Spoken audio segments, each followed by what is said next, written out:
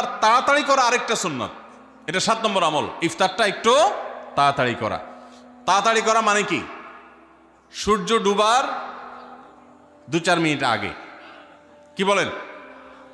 তাহলে তাড়াতাড়ি কেমনে হলো? তাড়াতাড়ি মানে হলো সূর্য ডুবার সাথে সাথে করা, বিলম্ব বা দেরি না করা।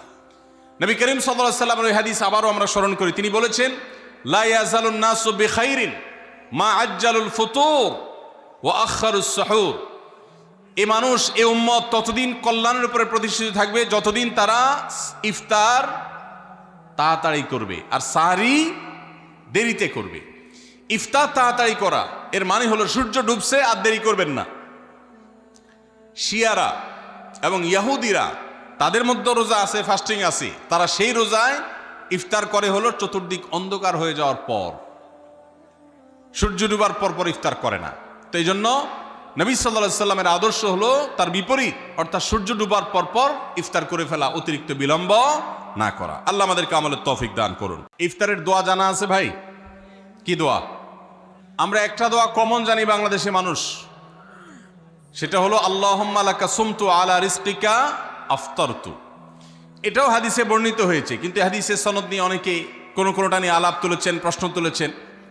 আল্লাহুম্মা লাকা সুমতু মানে হলো, হে আল্লাহ, আপনার উদ্দেশ্যে রোজা রেখেছি, ওয়া আলা রিজকিকা আফতারতু, এবং আপনার দেওয়া রিজিক দিয়ে ইফতার করেছি। আর ইফতারের আরেকটা দোয়া হলো যাহাবাজ জামা ওয়াবতাল্লাতিল উরুক ওয়া সাবাতাল আজরু ইনশাআল্লাহ। এটা একটা দোয়া। যদি এগুলো দোয়ামূলক নয়, আমরা দোয়া বলছি, এটা মূলত আল্লাহর কাছ থেকে একটা প্রত্যাশা। এর অর্থ হলো যাহাবাজ জামা, আমার পিপাসা দূর হয়ে গেছে, ওয়াবতাল্লাতিল উরুক, আমার শিরা উপশিরাগুলো সব সিক্ত হয়ে গেছে, ওয়া সাবাতাল আজরু ইনশাআল্লাহ, এবং আল্লাহ চাহেন তো এই রোজার বিনিময় আমার সাব্যস্ত হয়ে গেছে আল্লাহর কাছে, এটা স্থির হয়ে গেছে। এটা হলো ইফতারের দোয়া। ইফতারের দোয়াটা কি ইফতারের আগে করব না পরে করব? ইফতারের দোয়াটা যারা ইফতারের আগে করার পক্ষে তারা হাত তোলেন। অল্প সংখ্যক মানুষ। আর বাকিরা সবাই কি পরের পক্ষে না মাঝখানের পক্ষেও আছেন লোক? সব পরের। মাশাআল্লাহ, সব সূক্ষ্ম সূক্ষ্ম মাসআলা দেখি গাবতলী মানুষ জানে, মাশাআল্লাহ, অনেক অগ্রসর দেখা যায়। আল্লাহ আমাদের সবাইকে দ্বীনের জন্য কবুল এবং মঞ্জুর করুন। মাশাআল্লাহ। ভাইরা আমার, ইফতারের দোয়াটা ইফতারের পরে করতে হয়, যেটা বেশিরভাগ মানুষ জানে না, কিন্তু আমি অবাক হলাম যে এখানে বেশিরভাগ মানুষ আপনারা জানেন। মাশাআল্লাহ, নলেজেবল মানুষ, বোঝা গেছে। ইফতারের দোয়ার অর্থের দিকে তাকালেই তো বোঝা যায় এটা আগে না পরে। দোয়ার অর্থের মধ্যে তাকালে আমরা দেখতে পাচ্ছি যে আল্লাহ শিরা উপশিরা সিক্ত হয়ে গেছে, পিপাসা দূর হয়ে গেছে, এগুলো তো ইফতারের পরেই হয়। অবশ্য আমি অর্থ আগে বলে দিছি, সেটা দেখে হয়তো আপনারা অনেকে বুঝে ফেলছেন। মাশাআল্লাহ। তো যাই হোক, ইফতারের শুরুতে বিসমিল্লাহ বলে ইফতার করব আর শেষে এই দোয়া পড়বো। আল্লাহ আমাদেরকে আমলের তৌফিক দান করুন।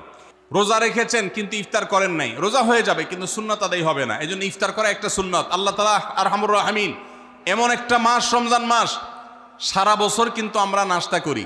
সারা বছর যেটা নাস্তা করি রমজানে সে নাস্তাই করি।